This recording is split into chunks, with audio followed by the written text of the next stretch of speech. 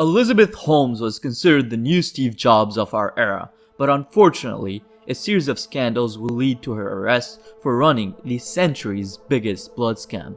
This is the story of the rise and fall of the American businesswoman who became a fraud.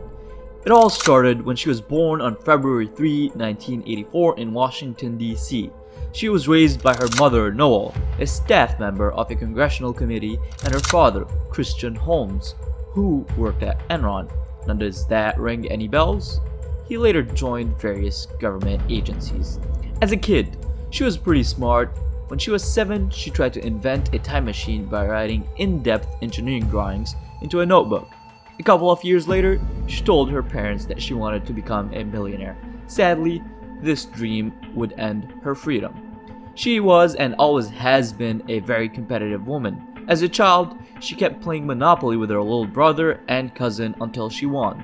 But she was also a sore loser. When she would see that she was losing, she would start playing another game or just run away. What a crybaby. They say that this competitiveness let her build one of the largest successful companies, Theranos. A bit ironic, isn't it, how history will repeat itself. In high school, she would pull all-nighters to pass her exams. Was she competitive or studying last minute?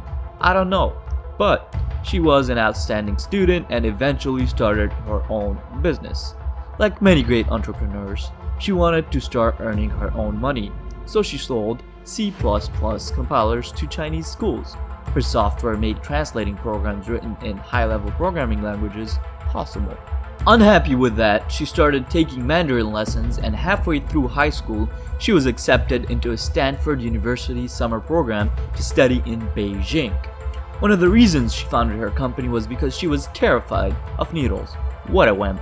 You see, she wanted to be a doctor. She had grown up watching her great-great-grandfather Christian work as a surgeon, so she tried to follow in his footsteps. But unfortunately, her phobia of needles kept her from pursuing that career. Nevertheless, she would find a way to turn her phobia into a thriving business that would earn her hundreds of millions of dollars. Money that, in a few minutes, I'll tell you how she lost. Ha, loser. After attempting medical school, Holmes studied chemical engineering at Stanford. In just her first year, she became a President's Scholar, earning $3,000 to fund a research project. The following summer, Holmes interned at the Genome Institute in Singapore, taking advantage of the fact that she could speak Mandarin. But it was in her second year that her success story began. One day, she convinced one of her professors, Channing Robertson, to start a company called Real-Time Cures, a cutting-edge company in the medical industry that would be later known as Theranos. Due to a typo, the first employee checks at that company had the name Real-Time Curses, foreshadowing perhaps. The next thing Holmes did was file a patent for a medical device for analyte monitoring and drug delivery, whatever that means. This device would administer drugs, monitor patients' blood, and adjust the dosage as needed. Or at least that's what they told everybody. Just like Steve Jobs, she dropped out of Stanford a semester later and began working on her project from her basement. Like a Discord mod. Theranos promised to be able to perform blood tests using patented technology. This technology would make it possible to get a blood sample through a finger prick. She went so far as to claim that her device would also detect medical conditions such as cancer and high cholesterol. But there was a problem. She was broke. Instead of waiting for a pile of cash to fall into her lap, she started raising money for Theranos through prominent investors such as Oracle founders Larry Ellison and Tim Draper. From this, she was able to quickly raise more than $700 million. God damn, I'm in the wrong business. Anyways, unfortunately, she scammed everyone out of their money. But like how? There was a great cloud of secrecy about what went on inside the Theranos facilities. She took the money from her investors on one condition. The condition being that she would not have to disclose how the technology worked. How convenient. On top of that, she also wanted to have the final say in anything happening in the dictatorship. Company. In the first decade of her company, she sued 3 former employees claiming they had misused trade secrets. When someone would visit the facility, she had them followed by a security team, even to the bathroom. Some like me quite enjoyed that. After a while, the spirit of Steve Jobs descended into her body and made her wear black turtlenecks. She never took vacations. She also tried speaking with a deep voice to fit into a male-dominated business world. So much for equality. As a boss, she was a bit, demanding. She wanted everyone to work as hard as she did, so she had assistants track down and know when they arrived or left. She even went as far as to serve her employees dinner every day at 8 p.m. to encourage them to stay in the office longer. I'd have just ate and left, honestly, but we'll see. After dropping out of Stanford at 19, she began dating Theranos president and COO, Sunny Balwani, a man 20 years older than her that she met in the university's Mandarin program. As one could have naturally predicted, this wasn't a good relationship for her. Balwani was a bully. He tracked his employees and created an uncomfortable work environment. Despite he himself having no experience in anything, he became number 2 at one of the largest companies in the world until Holmes decided to fire him in the spring of 2016. One of her distinguishing characteristics is that she is an exceptionally persuasive woman, basically meaning she can BS herself out of any situation. In 2008, Theranos members tried to remove her from the company to give the position to someone more experienced. However, using her charm, she managed to keep her role after a 2-hour meeting in which she demonstrated why she was the right person for the job. Honestly, they probably just wanted to get out of that meeting. But her charisma couldn't pay the bills though.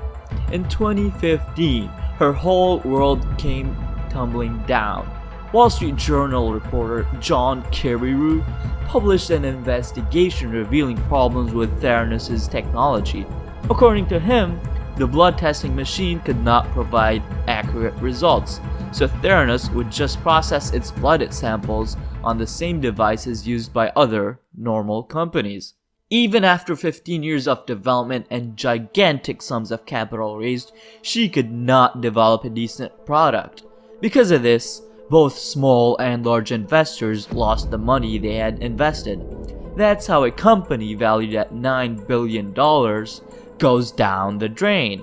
But if there is one reason she did end up being indicted on 11 counts, it is that she never took her colleagues' warnings seriously.